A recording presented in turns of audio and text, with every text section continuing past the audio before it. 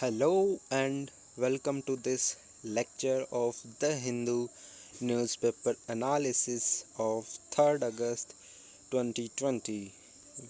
We are going to discuss a editorial written by former Prime Minister Manmohan Singh and Parveen Chakravarti, Rebuild India's Confidence, Revive the Economy.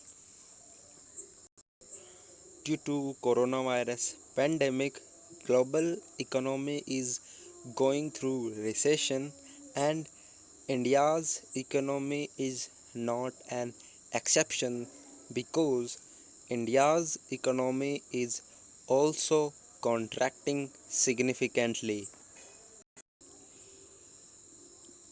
Pandemic pushed large number of people in the poverty again, which is a reversal trend whatever India have achieved so far through its social and welfare measures, and entire generation is facing problem of unemployment due to shutdown of industries, and it also adversely affected our social and educational program because their large number of money is diverted to control covid crisis, and the hardest hit on the poor is so deep and long. We can see slowdown in the economy in internal factor due to behavioral change among people and enterprises, and external factor like impose of lockdown by the government.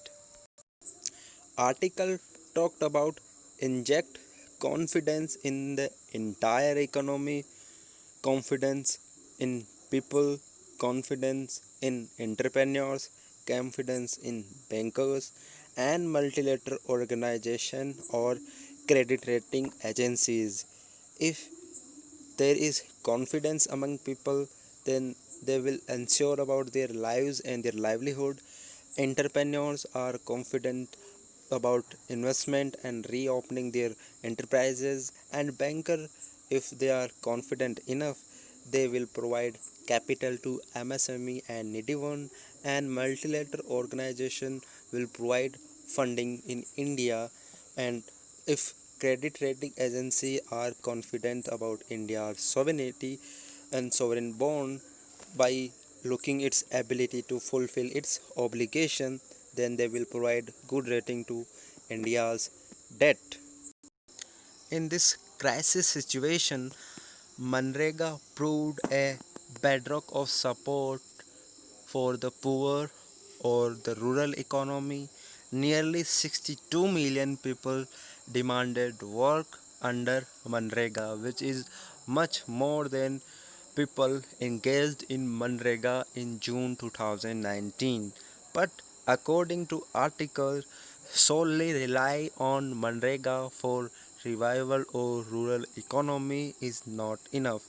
Articles talk about to cash transfer money in the hands of people that will provide security and confidence among the poor people, and which is a imperative for revive the economy because India is the only democracy in the world where no such kind of case assistant has given to its people, because government is apprehend about if they will direct benefit transfer to the worker, then it may happen that they may not come back to their work after when industry needed them back.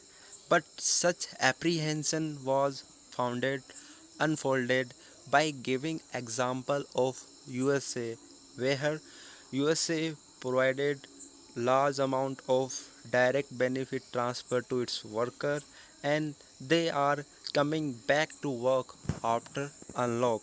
So writer is asking for provide direct case assistant even so late, because it give boost to poor's confidence in this COVID-19 crisis.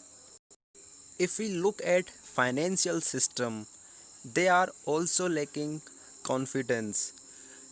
Although government and RBI have initiated various measures or schemes like interest rate reductions and credit guarantee or liquidity enhancement scheme, yet bank fails confidence because merely capital infusion and disinvestment is not enough to boost their confidence so they can lend more.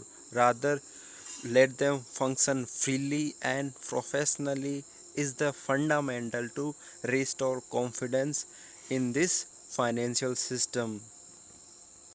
Government has also cut down corporate tax, but it's neither boost private investment nor it is physically viable because corporate tax is largest segment in the government's revenue kitty, and it is also proved a misguided luxury of the policy maker. Recently, government has taken some kind of protectionism measure, and according to this article, they may not catalyze economic activity immediately. Instead, they will against the whatever India have gained through this through his industrial policy, and it is reversal of what is a established industrial policy of India after 1919 of LPG reform. Initiative measures like cash transfer, capital adequacy, and credit guarantee require significant amount of money, and government may short of money. So writer is asking to government break this physical restraint and go for higher borrowing. Higher borrowing means borrowing from world institutions like IMF and World Bank. India is impeccable borrower because of its timely repayment or transparency in its conduct. However, this fund is not suffice for the government, and government wants more money. So the one another way is deficit monetization by RBI. It means printing more money, but it is undesirable in this current unforeseen circumstances because deficit monetization may create high inflation and cost to government. So, writer asks, when all other options are exhausted, then government should go for it. Current pandemic all manifested in various way like slowing growth, rising unemployment, and choked financial system. Along with it, India also confronted with military threat. We have seen the military confrontation at Ladakh sector. So, what writer suggests way forward for the policymaker that diagnosing India's woes should shall not merely dependent on GDP number, but the policymaker also take consideration of sentiments of fears, uncertainty, and insecurity which prevalent among people, firms, and institutions.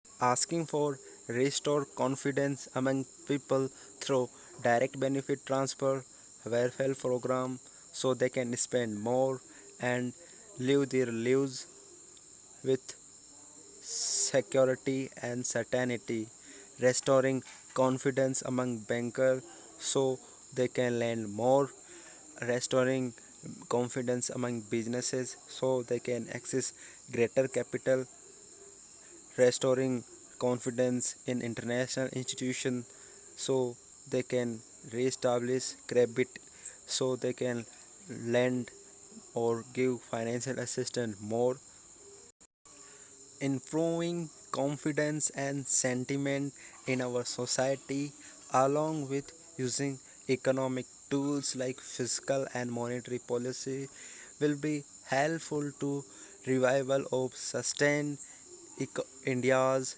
economy. This is all from this lecture. Thank you.